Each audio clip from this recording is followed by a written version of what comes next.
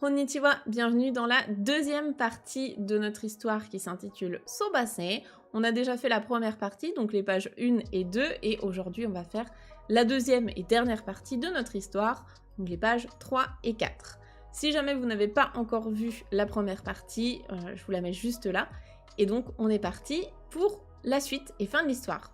Je vous fais d'abord un petit résumé dans le doute, comme ça tout le monde sera bien à la page. On est parti, hop. Donc notre histoire, elle s'appelle Sobase. C'est pas un hasard puisque elle a pour thème les soba. Donc les soba, ce sont ces pâtes traditionnelles japonaises qui sont faites à partir de sarrasin, donc ce qui explique la couleur un petit peu grisée. Oh, arigatou gozaimasu. Merci beaucoup. Ah, j'avais pas vu, on a... Bah merci beaucoup. On a... Ah bah c'est Aurélie. C'est Aurélie. Merci pour les 23 mois d'abonnement. Du coup, ça va, t'étais pas trop en retard. Merci beaucoup. Donc, des pâtes de sarrasin. Voilà, ce qui explique la couleur grisée. Et donc, l'histoire, en gros, c'est ce personnage. Alors, de base, son vrai nom, c'est Seibe. Ça, c'est son vrai nom. Et en fait, il est surnommé par tout le monde Sobase, donc en reprenant le C de son nom. Parce qu'il est fan de soba et il peut en manger beaucoup. Donc tout le monde le connaît dans son village parce qu'il en mange beaucoup, beaucoup, beaucoup. Et les gens en fait ont commencé à faire des paris sur combien il pourrait en manger. Et lui il s'est dit, bah en fait, plus j'en mange et plus potentiellement je peux gagner de l'argent parce que je vais gagner mes paris. Donc il s'est dit, comment je peux faire pour en manger encore plus? Un jour, attention si vous avez peur des serpents, ceci est un serpent, même s'il a une tête un peu bizarre. Un jour, il voit ce serpent dans la forêt qui vient de manger un chasseur. Donc ça, c'est le fusil du chasseur. Et donc le serpent a mangé le chasseur, ce qui fait que son ventre est devenu énorme. Et ensuite, il a léché ces petites herbes-là. Et en faisant ça, son ventre s'est dégonflé. Donc il s'est dit, tiens, ces herbes-là, si on les lèche, eh bien, ce qu'il y a dans notre ventre, ça fond. Et donc, en fait, en faisant ça, il pourrait manger encore plus de soba et potentiellement gagner beaucoup d'argent. Donc, on s'était arrêté à la partie de l'histoire. Hop, je vais pousser ma tête. Voilà, on s'était arrêté dans la partie de l'histoire où il se disait, tiens, je vais aller dans le magasin de soba, enfin dans le restaurant de soba, et je vais dire à tout le monde, venez parier, moi je vais en manger plus de 100, et donc si je mange plus de 100 assiettes de soba, eh bien c'est moi qui gagne mon pari, et sinon si je les mange pas, eh bien c'est vous qui gagnez le pari, et donc vous aurez de l'argent. En disant ça, bien sûr, il y a plein de gens qui se sont rattroupés pour venir voir ça, parier de l'argent, etc. Et du coup, il a rassemblé à la fois beaucoup de spectateurs et beaucoup d'argent en jeu. On s'était arrêté là. La dernière fois, je vous avais demandé si vous aviez des petites idées sur comment l'histoire allait avancer. Donc, je sais pas ce que vous avez en tête, mais on va découvrir la suite et fin de l'histoire aujourd'hui. Alors, est-ce que vous êtes prêts à découvrir la suite? Je pense que vous n'avez aucune idée de ce qui vous attend. Parce que c'est totalement incongru. Voilà déjà la 3e page. Alors, vous pouvez regarder rapidement l'illustration. Je vous laisse regarder un petit peu l'illustration. Jusque-là, il n'y a pas trop de surprises. Il mange ses plats. Et donc, je vais zoomer pour qu'on puisse lire le texte ensemble. Voilà, je vais me mettre... Est-ce que j'ai un petit coin? Ouais, je vais me mettre par là et je me pousserai au dernier moment. Alors, allons-y. On lit ensemble, comme d'habitude. Je vous encourage à lire à voix haute pour pratiquer avec moi. On va lire cette première phrase. Minna ga mimamoru naka de Seibei wa soba o tabe hajimemashita. Est-ce que vous reconnaissez certains mots? Je pense que oui, normalement. minna. Donc minna, c'est tout le monde, hein, les gens. Minna ga mimamoru. Mimamoru, ça c'est un verbe qui veut dire regarder attentivement, observer, hein, regarder vraiment attentivement. Donc les gens, ils étaient en train de regarder attentivement, hein, bien sûr, ils le regardaient manger.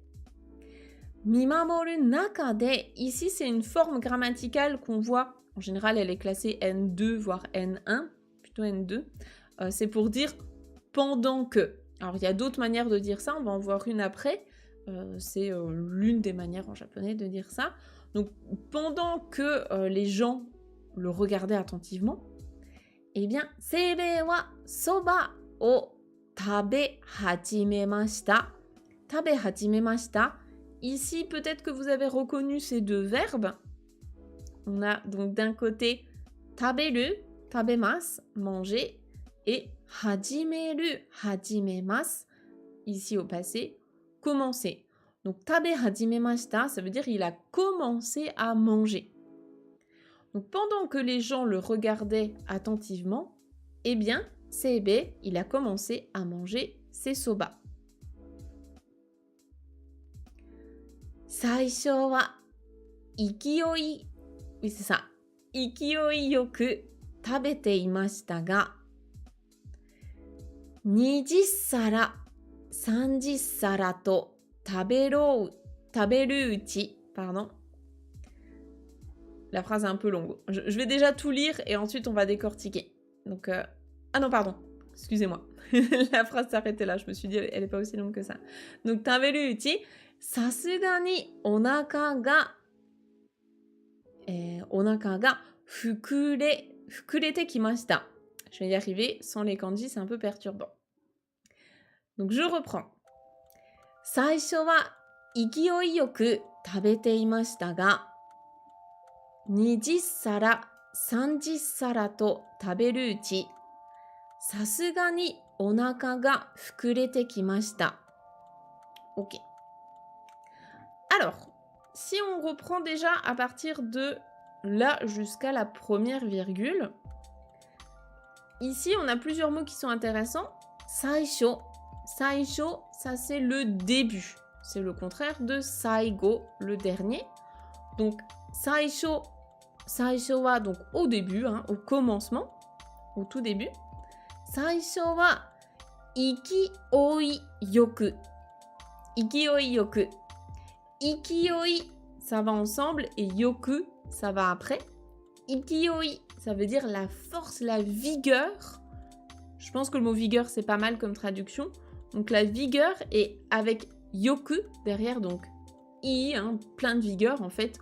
Donc en français, ce serait peut-être plein de vigueur ou vigoureusement ou vraiment avec force, avec énergie.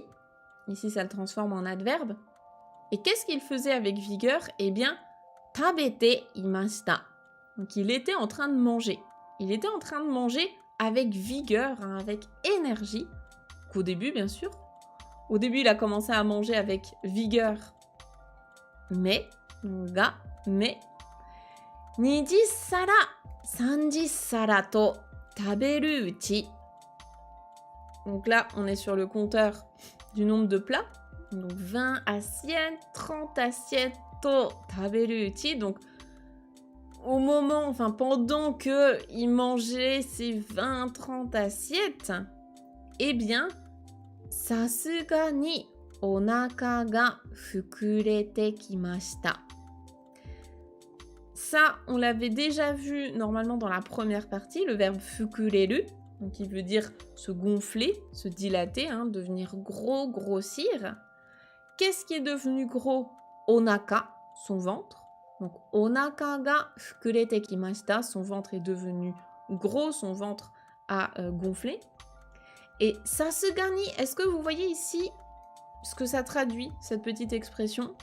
J'ai fait d'ailleurs une vidéo YouTube hein, sur sasuga. Je pourrais vous la mettre en lien. Sasugani, est-ce que vous voyez ce que ça veut dire comme notion?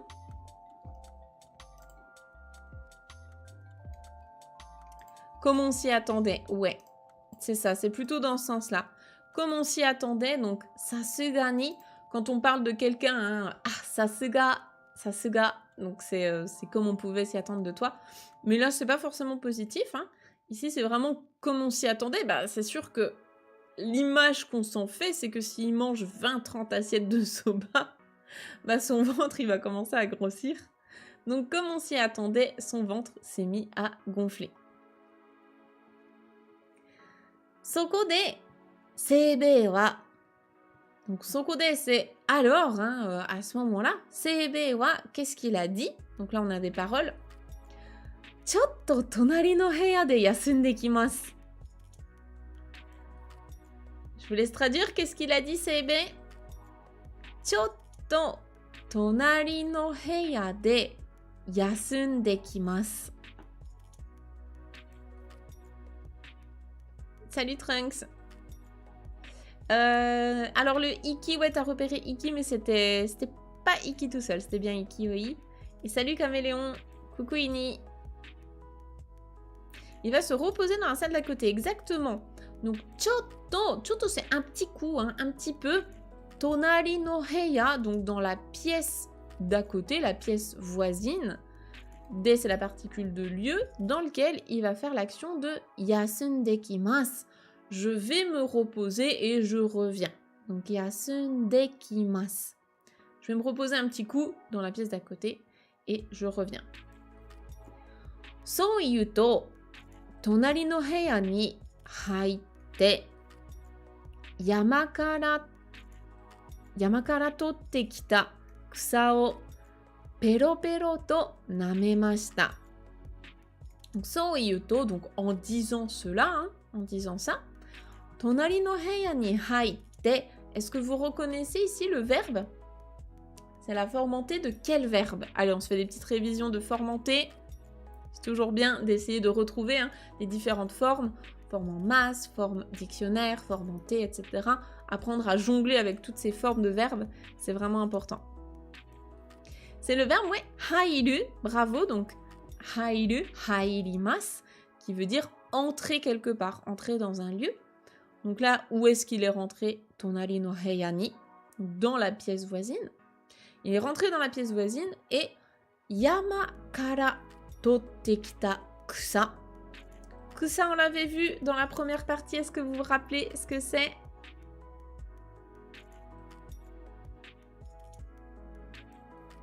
Il y a un gros indice qui est la clé, juste au-dessus du kanji, là. Les herbes, ouais, bien vu. C'est bien, vous suivez bien, c'est cool. Donc, kusa, les herbes. Et ici, on les a qualifiées de quoi? Yama kara totte kita. Yama kara totte kita kusa. Donc, les herbes... Les herbes, ouais, qu'il a en fait ramassées, qu'il a ramenées depuis la montagne, en provenance de la montagne. Donc c'est ce qu'on avait vu sur la page précédente, hein, les herbes qu'il est allé ramasser là où il avait vu le serpent. Donc yamakara totte kita kusa. Et qu'est-ce qu'il en a fait? Ça c'est le COD, donc il y a une action qui porte sur ces herbes. Qu'est-ce qu'il en a fait? Pero pero to namemashita. Pero pero to namemashita. Est-ce que vous reconnaissez ce verbe? On l'a vu la dernière fois. Namemashita. Qu'est-ce que ça veut dire?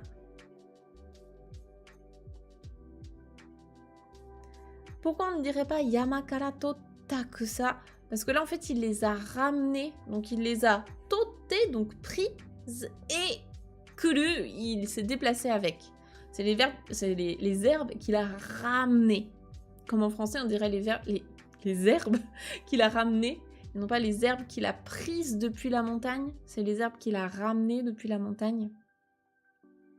Oui, c'est effectivement namemas, nameru, qui veut dire lécher. Et en fait, pero pero, ici, c'est une onomatopée en japonais qui représente le fait de lécher quelque chose. Donc, il a léché les herbes, ou l'herbe, hein, d'ailleurs, ça pourrait être au singulier, l'herbe qu'il a ramenée depuis la montagne. Salut Alice, ma première en direct, trop contente. Eh ben c'est cool, bienvenue à toi. Bienvenue à toi. En général, on fait les streams en direct sur Twitch le mercredi de 20h à 21h30 environ. En tout cas, ça commence à 20h. Alors ici, on voit qu'on a des parenthèses, ce qui veut dire que c'est lui qui est en train de penser. Qu'est-ce qu'il est en train de se dire? On a donc tout ça comme pensée. Je vais les lire une première fois. Vous pouvez essayer de les lire avec moi. Kore sae namereba,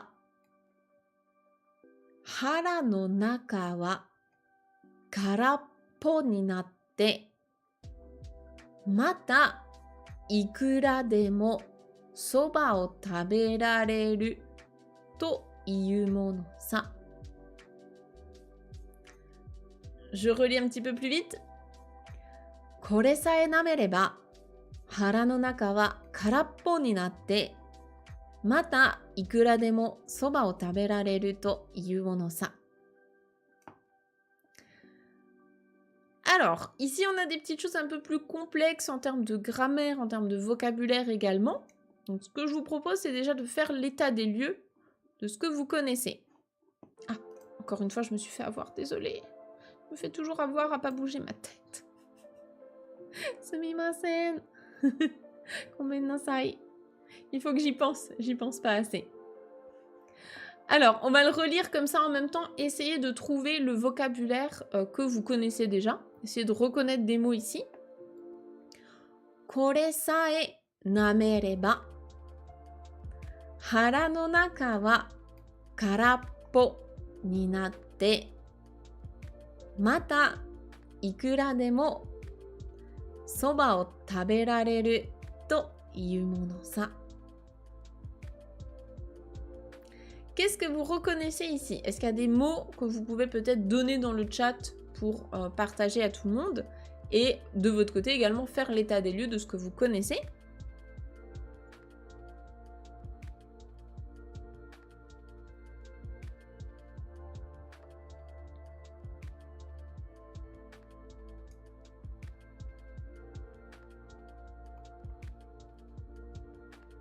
Je sais plus si j'ai remercié Eline pour ses 8 mois. J'ai un doute, dans le doute. Je te remercie à nouveau, merci beaucoup pour l'abonnement, pour les 8 mois. Arigatou gozaimasu. Alors, hara. Hara, effectivement, plus que l'estomac, parce que l'estomac en lui-même, c'est i. Hara, c'est plus le ventre en général. Mais oui, on peut considérer que c'est ventre ou estomac, hein, ça marche.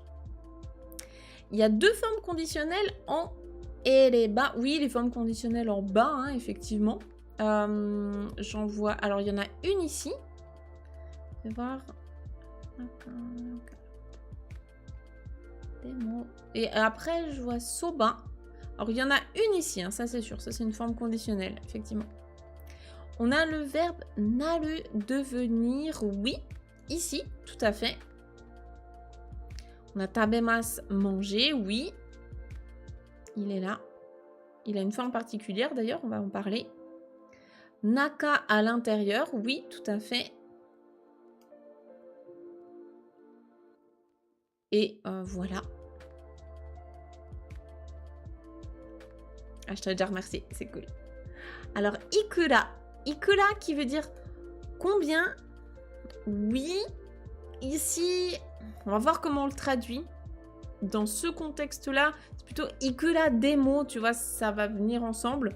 Donc, peut-être pas le traduire par combien, mais c'est bien que tu l'aies repéré. C'est un peu dans ce registre-là. Karappo, vide, oui, tout à fait, bien vu. Exactement, karappo, qui veut dire vide. Bon, bah, avec tout ça, en fait, vous avez quasiment tout. Donc, on va pouvoir traduire. Alors, ici, on a le mot sae. Sae qui est... On le range en quoi? Sae. Je sais pas dans quel niveau de JLPT il est rangé, mais en général, c'est quand même un petit peu plus élevé. Hein, c'est plutôt de l'intermédiaire avancé. Donc, kore, pardon. Kore, donc kore qui veut dire ceci. Kore sae namereba. Donc là, c'est du conditionnel. Nameru, lécher. Donc, namereba, si je lèche. Kore sae, donc si je lèche. Sae, c'est ne serait-ce que ça. Donc si je lèche, bah au moins ça, quoi, ne serait-ce que ça. Hara no naka wa, donc à l'intérieur de mon ventre ou de mon estomac, comme vous voulez, hein, mais en gros, là, il fait référence à l'intérieur de son ventre. Kore sae namereba, hara no naka wa karappo ni natte.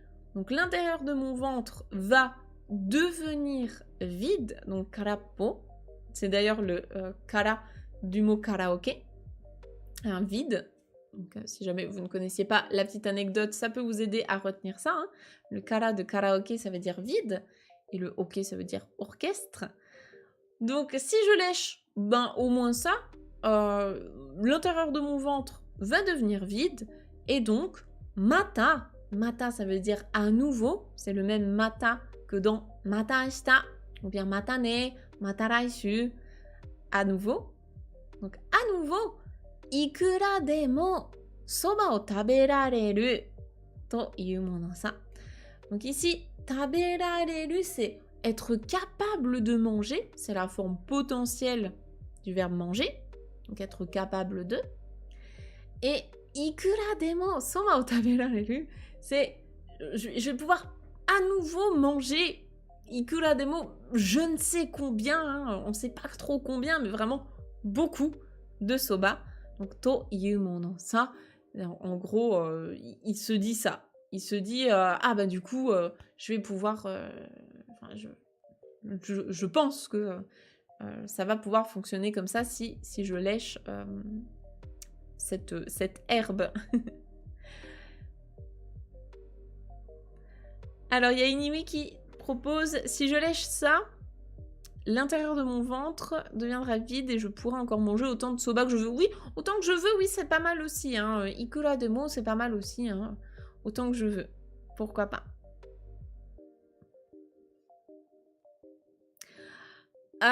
Le ça à la fin, c'est pour insister en mode... t'insistes, un peu comme la particule yo. Ça, quand on entend comme ça... à la fin d'une phrase, c'est pour insister en fait sur tes propos. Donc il se dit ça. Il se dit, ah, je vais pouvoir manger autant que je veux des soba. Enfin, on ne sait pas encore combien, mais pas mal de soba.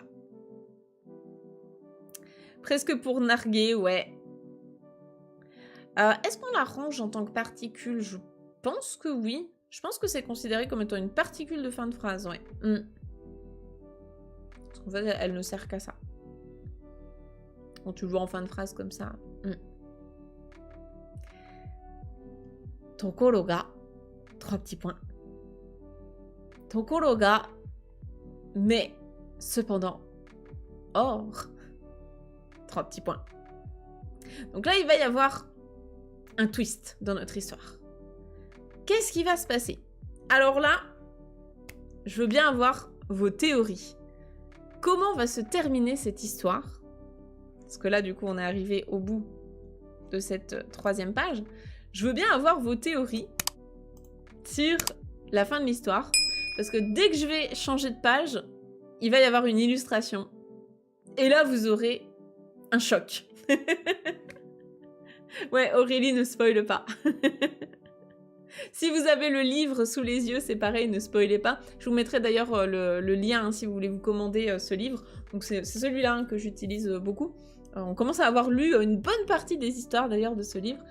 Pour YouTube, je vous mettrai le lien directement en description si jamais vous voulez vous le commander. Donc si vous avez le livre sous les yeux et l'image sous les yeux, ne spoilez pas trop, mais je veux bien avoir vos théories pour les autres. Il y a Trunks qui demande « Taberareru n'est pas la forme passive de taberu ?» Si, et c'est aussi sa forme potentielle. C'est la même construction. Le passif et le potentiel. Ici, ça tombe sur la même forme. C'est pas toujours le cas, mais là, c'est la même chose, donc c'est le contexte qui fait foi. Alors... qu'est-ce que vous me proposez? Il se change en serpent. Je pense qu'il va beaucoup trop fondre. Il va devenir vide d'un coup, en mode squelette. Pas mal, pas mal. Est-ce qu'il y a d'autres idées?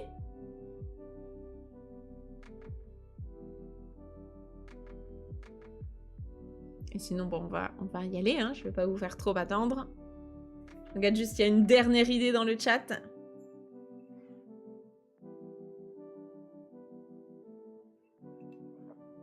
Parce que souvent, souvent vous avez des idées qui sont absolument géniales et je me dis, oh, j'aimerais trop en fait que la fin de l'histoire ce soit celle-là. Après, là, pour le coup, je trouve que la fin de l'histoire, elle est vraiment géniale. Enfin, moi, ça me fait beaucoup rire. J'espère que ça va vous faire rire aussi. Il va vomir des serpents. Ah.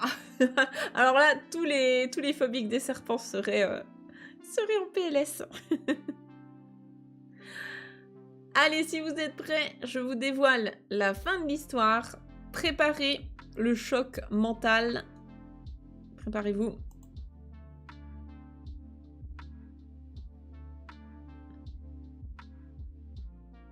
Est-ce que vous attendiez à ça? Moi, quand j'ai lu l'histoire, je me suis dit, mais what? Le chat est en mode, what? Nani? Oh non! Ah, je vous avais dit, on ne s'y attendait pas, le choc est présent. Mais en même temps, c'est très très drôle, je trouve.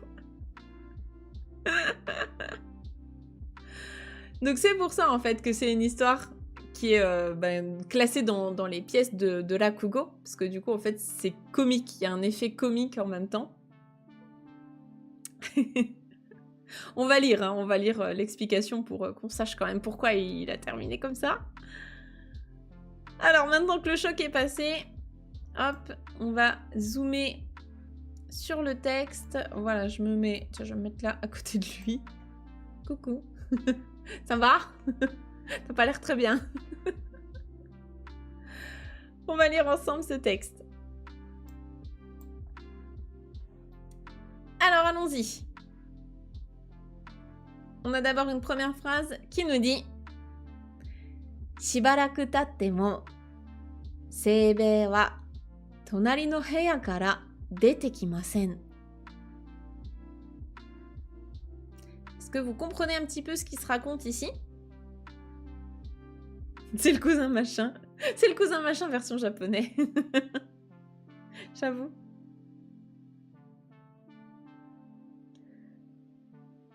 Est-ce que quelqu'un voit un petit peu ce que veut dire cette phrase? Donc on a shibaraku tatte mo seibei wa tonari no heya kara dete kimasen. Est-ce que vous connaissez déjà le mot shibaraku? Shibaraku, ça c'est un petit mot utile, hein, au niveau N4, je pense que c'est intéressant de le connaître. Au bout d'un moment, il n'est toujours pas ressorti de la pièce, il ne ressort pas de la pièce d'à côté. Shibaraku, ça veut dire pendant un moment. Shibaraku. Par exemple, si on vous dit Shibaraku omachi kudasai, ça veut dire attendez pendant un certain temps, hein, attendez un moment s'il vous plaît. Donc shibaraku, c'est un moment, certain moment, et shibaraku tatte mo, c'est après, enfin shibaraku tatte, c'est tatte mo là ça marche aussi, hein, mais shibaraku tatte mo, c'est après un certain temps. Donc il y a un certain temps qui s'est passé, qui s'est déroulé, et donc là c'est même au bout d'un certain moment, donc en fait il s'est écoulé un certain temps. Et donc seibei wa tonari no heya kara, donc depuis la pièce d'à côté, eh bien dete kimasen, il n'est pas ressorti. Donc c'est le verbe deru, sortir, plus kuru, kimas, venir. Donc en gros, au bout d'un certain temps, il s'est écoulé un certain temps, et même après ça, eh bien, il est toujours pas ressorti de la pièce voisine.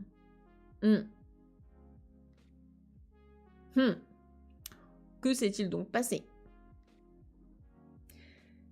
Kenbutsunin tachi ga fushigi ni omotte heya no fusuma o akemasu to seibei no sugata wa doko ni mo naku kawari ni takusan no soba ga Et donc après, on a le reste de la phrase. Mais on va déjà traduire ça, parce que on n'a même pas trop besoin de la fin de la phrase pour comprendre. Alors, kenbutsunin, ça, on les avait déjà vus la dernière fois. Hein. Là, on a la marque du pluriel tachi. Qu'est-ce que c'est les kenbutsunin? Ce sont les spectateurs. Donc, les gens qui sont venus voir ce monsieur manger des soba. Donc, les spectateurs, ga fushigi ni omotte. Donc, fushigi, c'est bizarre, étrange, ça peut être mystérieux aussi. Là, en tant qu'adverbe, fushigi ni omotte, omoimasu, penser. Donc, fushigi ni omotte, ils se sont dit, tiens, c'est bizarre en fait. Parce qu'effectivement, il ressort toujours pas. Donc, les spectateurs se sont dit, c'est bizarre. Heya no fusuma. Ah, merci beaucoup, Caméléon, pour le prime. Arigatou gozaimasu. Merci pour le soutien, c'est gentil. Fusuma, est-ce que vous connaissez les fusuma? Ce sont ces panneaux japonais. Souvent, ils peuvent être décorés. C'est ces portes coulissantes avec des panneaux opaques pour justement séparer des pièces. Hein. Donc, fusuma, on va pas le traduire, hein, c'est un fusuma. Fusuma o akemasu to, donc ouvrir. Donc, ils ont ouvert le fusuma. Et, le fusuma, donc la porte coulissante hein, de la pièce. Et donc, seibei no sugata wa, sugata, c'est... Comment on peut le traduire ici? C'est pas l'apparence, c'est pas la silhouette, mais il y a un mot en français pour dire ça. Ce serait quoi la meilleure traduction ici de l'expression? Seibei no sugata wa doko ni mo naku, il n'y avait nulle part. Donc, doko ni mo naku, hein, c'est arimasen, hein, il n'était pas. Nai. Doko ni mo nai. C'est pas son apparence qui n'était nulle part, c'est son... En gros, on le voyait pas, il était nulle part. Forme. Non, en français, j'ai l'impression... Je sens qu'il y a une expression pour dire ça. C'est pas son profil, c'est pas sa forme, c'est pas son apparence. Il y a un truc en français où on peut dire son... Quand on dit je le vois nulle part, ou alors c'est moi qui pense qu'il y a un truc. Silhouette, ouais. Présence, non. J'ai l'impression qu'il y a quelque chose, mais si ça se trouve, il n'y a pas. Bon, en tout cas, ce qui compte, c'est que vous compreniez ici ce que ça veut dire. Donc, sugata, effectivement, c'est la silhouette, la forme, l'apparence, tout ça. Physionomie, non, c'est pas trop... Là, c'est vraiment spécifique. Quand on dit « Ah, mais je le vois nulle part », il n'y a pas son... Bon, c'est pas grave. Si quelqu'un le trouve, dites-le moi. Ça me perturbe. Mais c'est pas grave. En gros, il était visible nulle part. Donc, ils ont ouvert ça. Et il n'était pas visible. Et donc, kawarini. Kawarini, ça veut dire en remplacement, à la place de. Kawarini, takusan no soba. Donc, plein de soba. Takusan no soba, hein, plein de soba. Ga. Et donc, la fin de la phrase, c'est Haori o kite. Sewatte imashita. Donc là, le sujet de la phrase, c'est takusan no soba, puisqu'on avait la particule ga. Takusan no soba ga haori o kite. Donc, il y avait plein de soba qui étaient en train de porter un haori. Et sewatte imashita, elles étaient assises là. Donc, c'est ce qu'on a sur le dessin. Il y a un tas de soba qui porte un haori et qui est assis.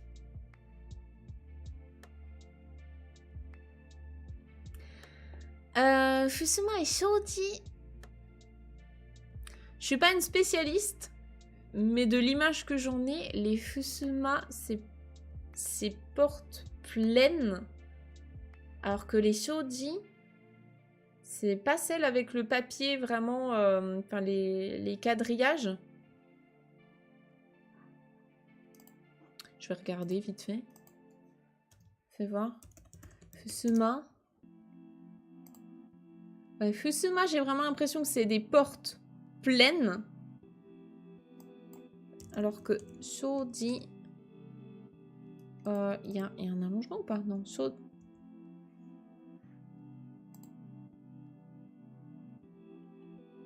Oui, il y a un allongement. Shoji. Ouais, j'ai l'impression qu'il y a les... C'est ça, c'est la différence entre les deux, je pense.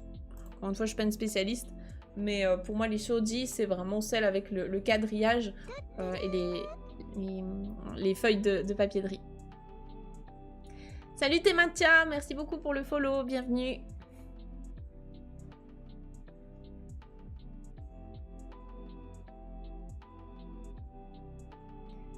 Voilà, après s'il y a des spécialistes hein, du mobilier japonais, je vous laisse faire parce que je connais pas dans le détail.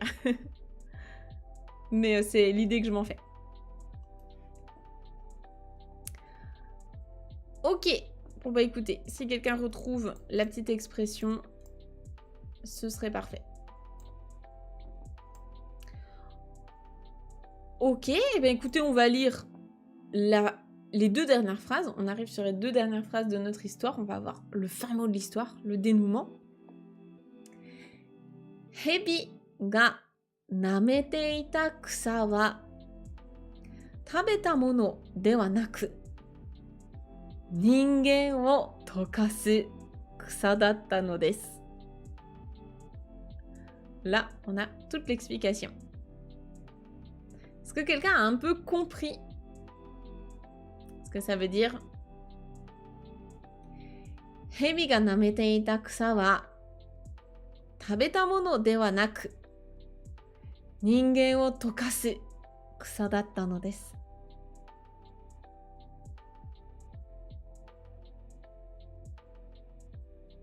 Alors il y a Inui qui dit les fusuma n'ont pas de papier de riz, elles sont solides. Et les shoji sont les portes coulissantes extérieures en papier de riz. Extérieur? T'en as aussi à l'intérieur, non? Moi j'en ai déjà vu beaucoup dans les maisons japonaises aussi des shoji. Mais oui c'est ça, les fusuma c'est vraiment genre les portes un peu de placard aussi qui sont pleines et rigides. Alors Angela qui traduit donc les herbes que le serpent léchait. C'était pour dissoudre les humains et non pas la nourriture. Exactement.